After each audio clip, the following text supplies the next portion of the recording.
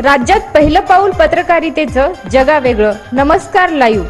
आम्ही करणार आहोत पत्रकारिता सर्वसामान्यांसाठी, प्रत्येकाच्या सन्मानासाठी. आम्ही तुम्हाला मिळवून देणार आहोत तुमचे हक्क.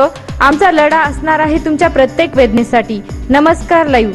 व्हॉट्सअप, फेसबुक, ट्विटर, ईमेल यांच्या माध्यमातून तुम्हाला मिळणार आहे जगाची खबरबात. नमस्कार लाईव्ह, बातमी तुमच्या जवळ.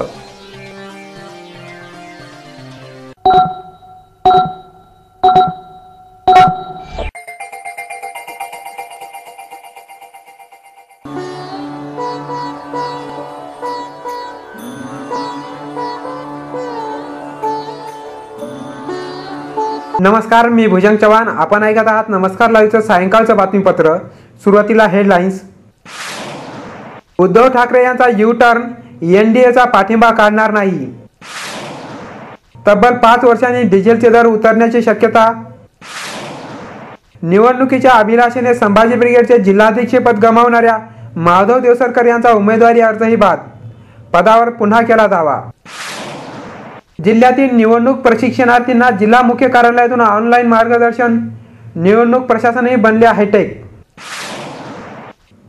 आता बातमीपत्र विस्ताराने.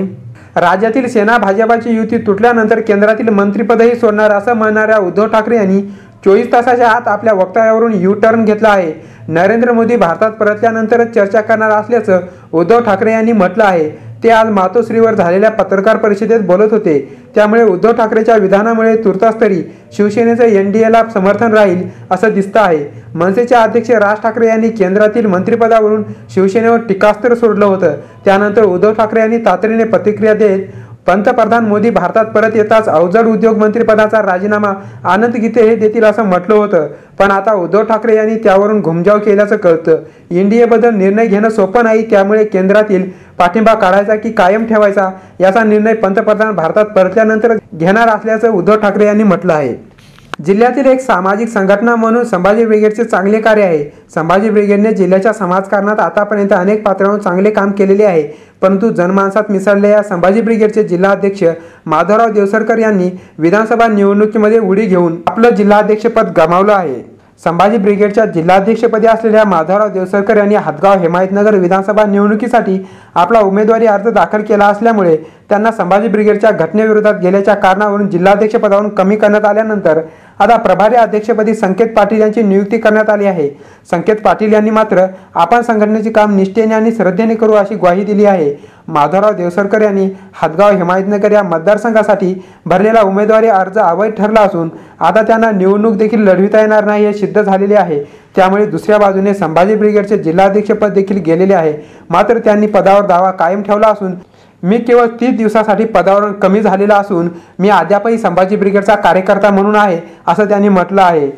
एखाद्या सामाजिक संघटनेच्या प्रमुख पदावर गेल्यानंतर कोण्याही व्यक्तीला मोठे जनमत लाभते. मग अशी व्यक्ती निवडणुकीच्या रिंगणात उतरण्याचा विचार करू लागते. अनेकांच्या बाबतीत हे सत्य आहे. तेच सत्य माधवराव देवसरकर यांच्या बाबतीतही आहे. विधानसभा सार्वत्रिक निवडणूक 2014 साठी आज नांदेड जिल्ह्याने मतदार केंद्राधिकारी, क्षेत्रीय अधिकारी तसंच सहाय्यक निवडणूक निर्णय अधिकारी त्याचबरोबर विविध घटकांच्या मतदारसंघस्तरीय पहिल्या प्रशिक्षणासाठी एक अभिनव प्रयोग केला आहे आणि तो यशस्वीही ठरलेला आहे. माहिती तंत्रज्ञान व इंटरनेट प्रणालीचा नेमका वापर करून जिल्हाधिकारी धीरज कुमार यांच्या संकल्पनेतून जिल्ह्यातील 9 मतदारसंघातील प्रशिक्षणार्थींना ऑनलाईन संपर्क साधून एकाच वेळी मार्गदर्शन करण्यात आलं आहे. जिल्हाधिकारी कार्यालयातील मुख्यालयात आपल्या कक्षातून निवडणूक प्रशिक्षण मुख्य तथा अपर जिल्हाधिकारी दिलीप स्वामी यांनी 9 मतदारसंघातील प्रशिक्षणार्थींना मार्गदर्शन केलं आहे. जिल्हा निवडणूक निर्णय अधिकारी तथा जिल्हाधिकारी धीरज कुमार यांनी निवडणूक कार्यक्रमात माहिती तंत्रज्ञानाचा व इंटरनेट प्रणालीचा अचूक मेळ साधत यापूर्वी देखील उपक्रम यशस्वी केले आहेत. लोकसभा निवडणुकीतही अशाच पद्धतीने SMS प्रणालीवर आधारित full day monitoring, IP based कॅमेऱ्यांमध्ये स्ट्रॉंग रूमवर नजर ठेवून या गोष्टी साध्य केल्या आहेत. त्याची दखल भारत निवडणूक आयोगाने देखील घेतली आहे. वेळ झाली आहे छोट्याशा विश्रांतीची. तुम्ही ऐकत राहा नमस्कार लाईव्हचं बातमीपत्र. आरोग्य, व्यवसाय, शिक्षण व आर्थिक प्रगतीतील अडथळ्यांचे मूळ कारण म्हणजे वास्तुदोष. आमच्याकडे कौटुंबिक अडचणी, व्यवहारातील समस्यांवर खात्रीशीर सल्ला मिळतो. आपल्या राहत्या घराचे वास्तुदोष काढा आणि झपाट्याने प्रगती करा. नवीन बांधकाम वास्तुतज्ञाच्या सल्ल्यानेच करा. आमच्याकडे वास्तुविषयक सल्ला तसेच रत्न व रुद्राक्ष वापराबद्दल खात्रीशीर मार्गदर्शन मिळेल. संपर्क इंजिनियर अनिरुद्ध शिरसाट 97 64 02 22 99. शुभेच्छा पाठवा सुंदर बुकेसह संपूर्ण भारतात आणि 190 देशात कुठेही बुके पाठवण्याची सोय फक्त फ्लॉवर अँड फ्लॉवर्सवर. Bouquet, stage decoration, room decoration आणि कार डेकोरेशनचे सृजनशील नाव flower and flowers, centre point, Shivajinagar, Nanded. संपर्क 73 50 62 56 56. प्रत्येक समारंभाची रंगत वाढवतात ती फुलं आणि फुलाची रंगत वाढवतात flower and flowers. Wooden, ceramic आणि ग्लास फ्लॉवर पॉटसाठी तसेच स्टेज डेकोरेशन, रूम डेकोरेशन आणि कार डेकोरेशनसाठी संपर्क करा. Flower and flowers, Shivajinagar, Nanded. संपर्क 73 50 62 56 56. प्रत्येक कार्यक्रमाची रंगत वाढते आकर्षक स्टेज डेकोरेशननी. घर कार्याला शोभा येते सुशोभित मूर्ती आणि फर्निचर सजावटीने. लग्न उत्सवातील स्टेज डेकोरेशन, शाळेचे प्रोजेक्ट, सजावटी आणि थर्मोकॉलच्या आकर्षक मूर्तीसाठी संपर्क करा राष्ट्रीय पुरस्कार प्राप्त डेकोरेटर रवींद्र पाठक यांच्याशी. संपर्क 99 22 90 99 74. घर बांधकाम, हॉटेल, मॉल, महाविद्यालय, बंगलो तसेच रुग्णालय बांधकामासाठी लागणारे vitrified tiles, wall tiles, granite, kadappa, sanitaries item, तांडूळ मिळण्याचे एकमेव ठिकाण म्हणजे सारडा ग्रेनाइट्स अँड मार्बल. घराच्या सुशोभीकरणासाठी बाथरूम, टॉयलेट, पार्किंग, किचनवटा आदींची उभारणी मार्बल शिवाय होणार कशी? त्यासाठी संपर्क करा Sarda granites and marble, Vidyutnagar, Nanded. तसेच गुंडेवार पेट्रोल पंपाजवळ, आनंदनगर, नांदेड. संपर्क 94 23 03 50 35. नांदेडच्या खवय्यांसाठी शुद्ध शाकाहारी आणि रुचकर भोजनाची उत्तम व्यवस्था. स्पेशल थाली दालबाटीसाठी प्रसिद्ध भोजनालय. आमरस, श्रीखंड, गुलाबजामुन, मठ्ठ्याचा आस्वाद घ्यायचा असेल तर अवश्य भेट द्या. खमंग, चटपटीत आणि रुचकर जेवणासाठी सुंदामाता भोजनालयाशिवाय पर्याय नाही. सुंदामाता भोजनालय, जुना मुंडा, नांदेड. विश्रांतीनंतर पुन्हा एकदा आपलं स्वागत. डिझेलच्या दरात तब्बल 5 वर्षानंतर प्रथमच कपात होण्याची शक्यता आहे, तर पेट्रोलचे दरही उतरतील असा अंदाज आहे. आज मध्यरात्रीपासून ही कपात लागू होणार आहे. डिझेलमध्ये 1 रुपयाची तर पेट्रोलमध्ये पावणे 2 रुपयाची घट होण्याची शक्यता आहे. आंतरराष्ट्रीय बाजारात कच्च्या तेलाच्या दरात घट झाल्याने देशांतर्गत इंधनाचे दर कमी होतील असा अंदाज आहे. गेल्या महिन्यात डिझेलच्या विक्रीमध्ये सरकारी कंपन्यांना होणारा तोटा संपला. त्यानंतर 16 सप्टेंबरपासून सध्याच्या डिझेलच्या दरामुळे 1 रुपयाचा फायदा सुरू झाला होता. त्यामुळेच हा फायदा ग्राहकांपर्यंत पोहोचण्यावर जाण्याची शक्यता आहे. 29 जानेवारी 2009 रोजी डिझेलच्या दरात 2 रुपयांची कपात करण्यात आली होती. त्यानंतर प्रथमच डिझेलच्या दरात ही कपात अपेक्षित आहे. याशिवाय विधानसभा निवडणुकीनंतर डिझेलचे दरही सरकारी नियंत्रणातून मुक्त होण्याची शक्यता आहे.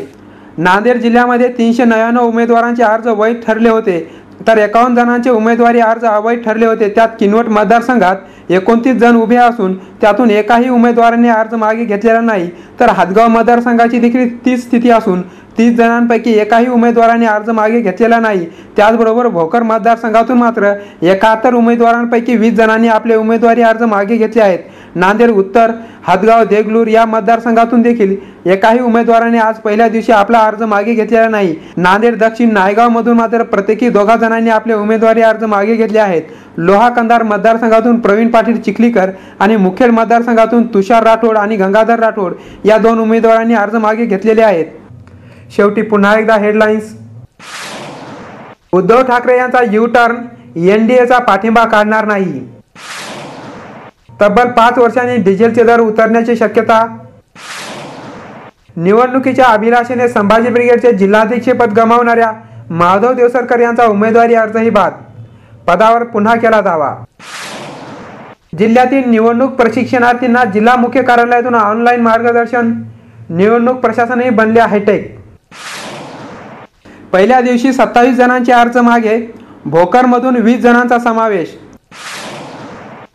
आणि याचबरोबर नमस्कार लाईव्हचं हे बातमीपत्र संपलं. पुन्हा भेटूया. नमस्कार. जग आता जवळ आले. जवळ म्हणजे किती? अगदी तुमच्या मुठ्ठीमध्ये. तुम्हाला माहित नसतं की तुमच्या आजूबाजूला घडते काय, पण मी सुदेशना धुतमल सांगणार आहे तुम्हाला आजूबाजूच्या ताज्या घडामोडी. आमची पत्रकारिता असणार आहे समाजातील भोंदूगिरी पोखरून काढणारी. मी भुजंग चव्हाण तुम्हाला सांगणार आहे विकसित डोळसपणा समाजातल्या शेवटच्या टोकापर्यंतचा. मी प्रशांत चलिंद्रवार तुम्हाला देणार आहे आज, आत्ता आणि ताबडतोब घडलेली प्रत्येक बातमी सखोल विश्लेषणासह. नमस्कार लाईव्ह बातमी तुमच्याजवळ.